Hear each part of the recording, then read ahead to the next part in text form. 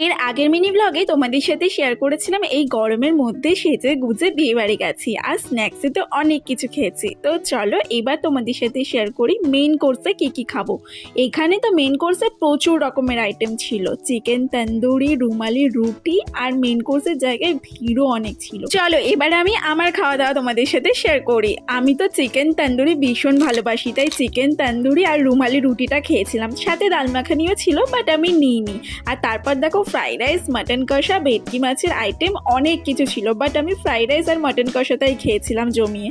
তারপর চাটনি, পাঁপড়, গোলাপ জামুন অনেক কিছু ছিল, ওগুলো একটু একটু ট্রাই করলাম। পর চলে আসলাম আইসক্রিম কাউন্টারে, আর এখানে ছিল ফেলুদা, বাট আমার এই আইসক্রিমগুলো খেতে একদমই ভালো লাগে না, আমি তো নিয়ে পাবানকে দিয়ে দিয়েছিলাম। তারপর দেখো পান ছিল, মিষ্টি পান খেয়ে নিলাম। ব্যাস আমার খাওয়া দাওয়া তো কমপ্লিট হয়ে গেল। পানটা খেতে কিন্তু দারুণ লাগছিল। তারপর সবার সাথে বেরিয়ে একটু ফটো টোটো তুলে নিলাম। এভাবেই কেটে গেল আমার